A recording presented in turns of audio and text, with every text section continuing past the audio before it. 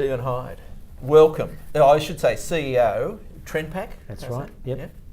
A major occupier of the Berkeley Vale Business Park, I guess. Where do you say you live? Yeah, we're in Berkeley Vale, yeah. Yeah, okay. We're amongst some pretty good neighbours there. Yeah, excellent. And what do you do? We're a contract manufacturer of toiletries, personal care products and household cleaning products, mainly distributing into the Australian market. And an unusual organisation, because the last numbers I heard was 2011 saw you grow by 25-30% in volume? Yeah, well, the last 12 months have been pretty busy, and we've actually grown about 35% in the last year. So it's been a very busy period for us. In a market that has no one told you, Stephen? It's slowing down? It's been tough. Yeah, well, look, I suppose the business we're in, I suppose it's a very good reflection. So who do you pack for?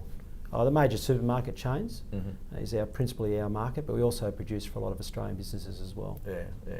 And it is, and they are, I've seen them, we can't necessarily talk about them by name, but they are major brands. Yes, major, they are. heavily advertised brands, so that's cool. And a 35% increase in the market is a great thing.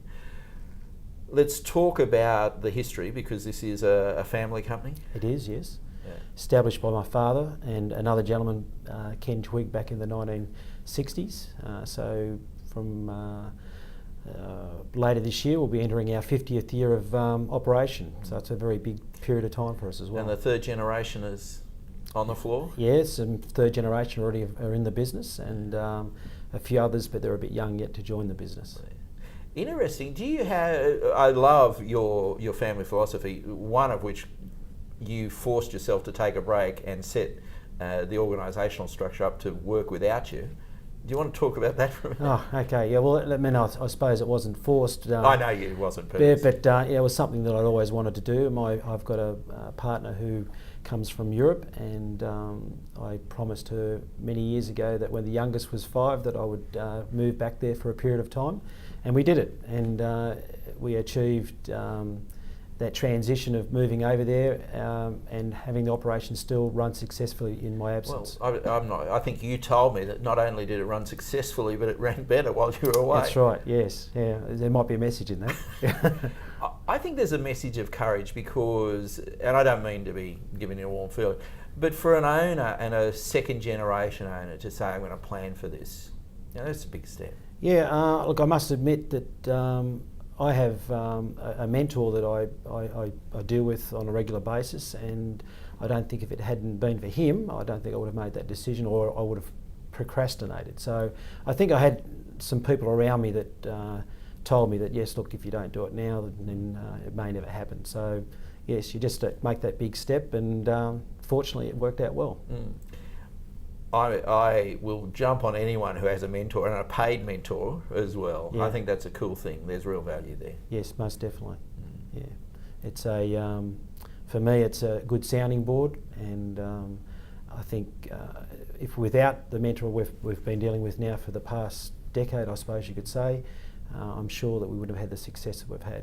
I should say that that's in spite of the big paddle hunting around and trying to say, look, that's right. You're tired, you move on now, okay.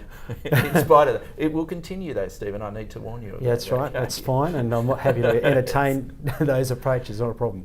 So what are the core values? Why are you doing well right now, do you think?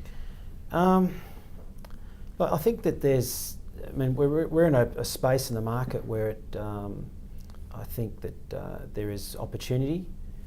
I also believe that we're in the products that we produce.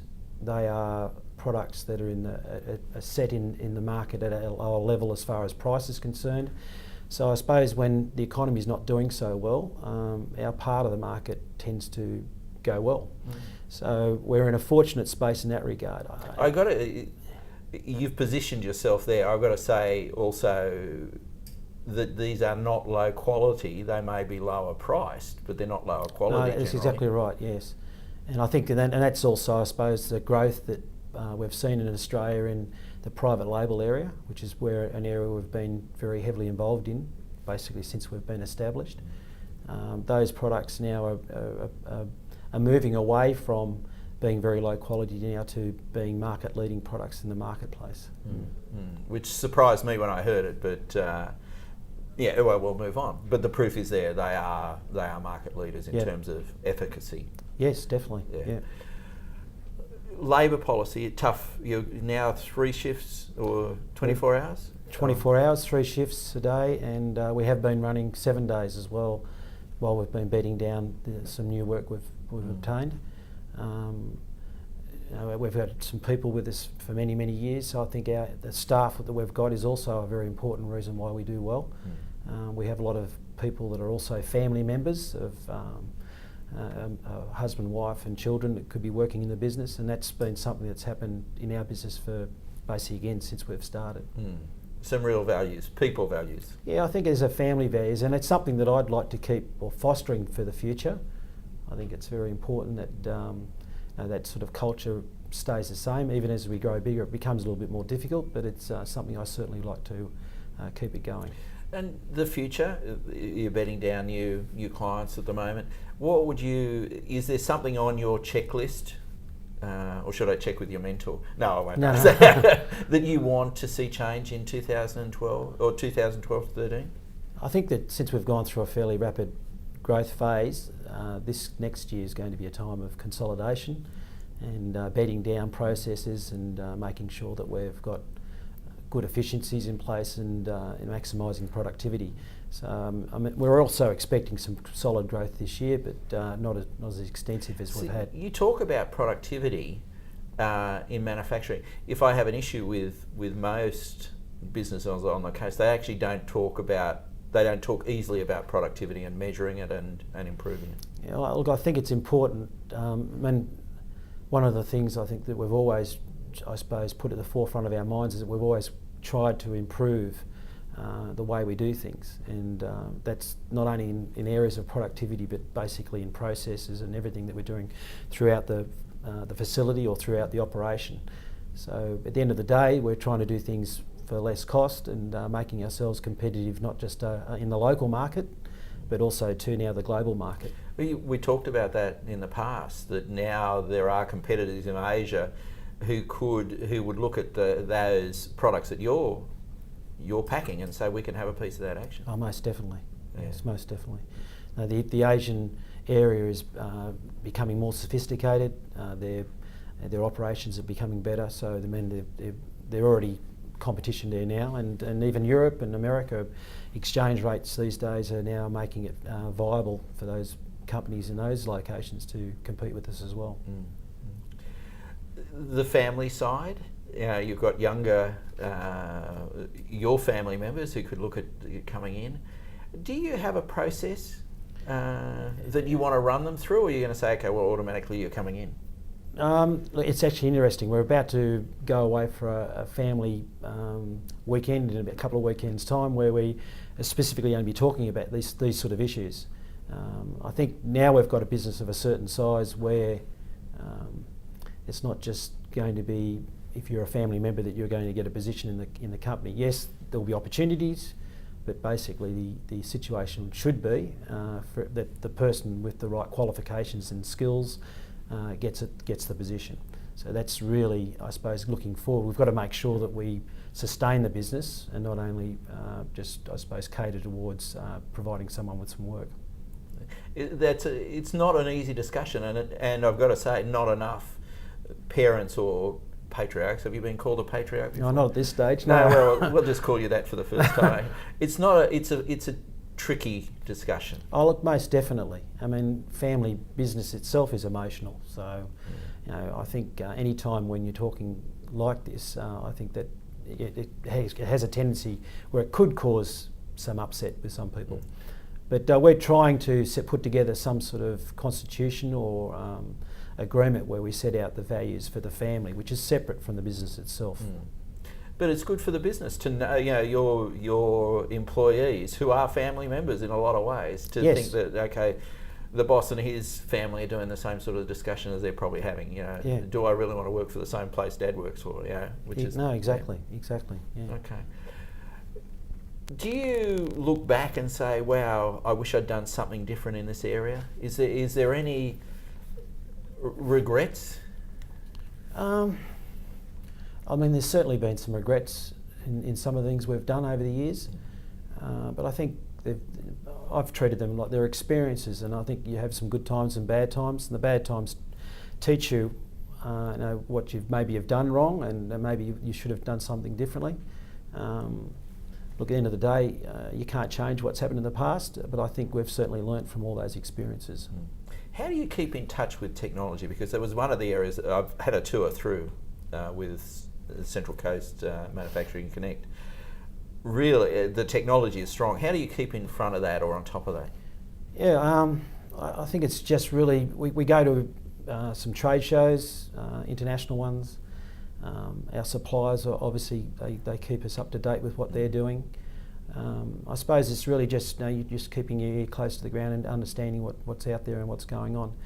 Certainly automation is becoming a bigger and bigger part of our operation. At this stage we've put in some automation and robotics, and it really hasn't affected the number of people that we're employing.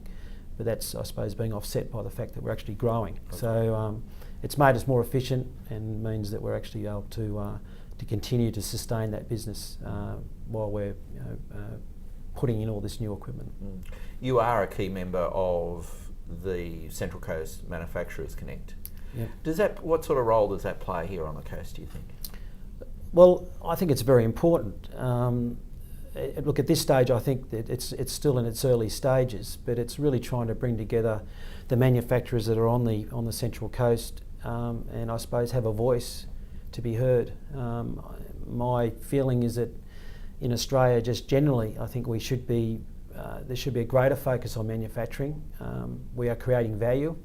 I think a focus on service industries, whilst they're important, I think at the end of the day, we need to have that underlying manufacturing base in order to, I suppose, have value in our economy. Why have we lost faith in owning areas like you own, in the best possible way, a specific niche? Do our manufacturers and our successful ones know that they've got to go into a niche? Yeah, a niche is, I suppose we've been fortunate, but I suppose there's also... No, Stephen, you have been focused. Please, I believe you let you get away with that. Yeah, well, I think we have been fortunate because there's been, I suppose, you take the opportunities as they come up in front of you, and even from the early days, when my father would talk about some of the things that happened, yes, there was hard work, and also too there was a lot of... I suppose good fortune to the people that he met and he persevered with.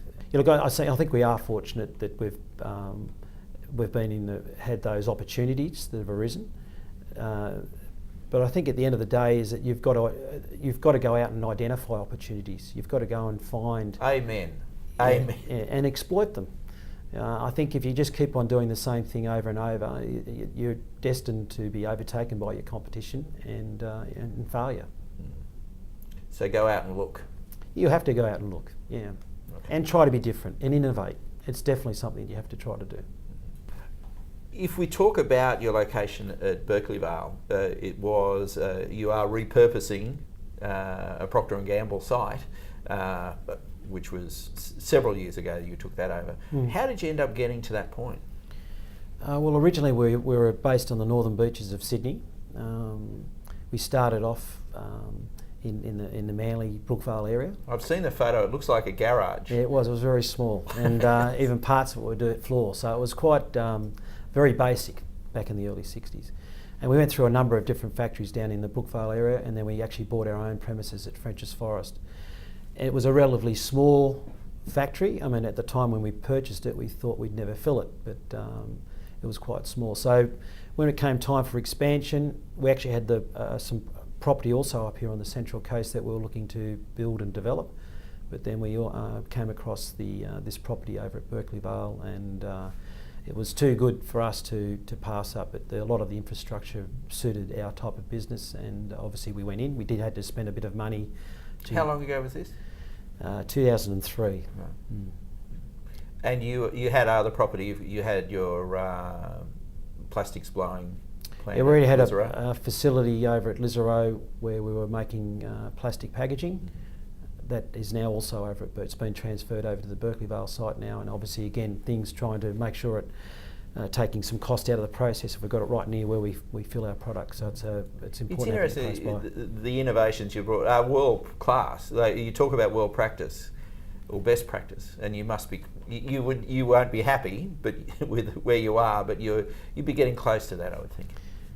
Yeah, look, I have been to a number of factories overseas within Europe and within Asia, and I certainly do think that we've got a very high quality operation.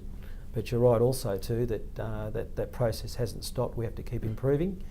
Our customers are requiring that not only we're world class, but we have to keep improving our processes and quality and just basically everything we do. Yeah, and the global markets demand it.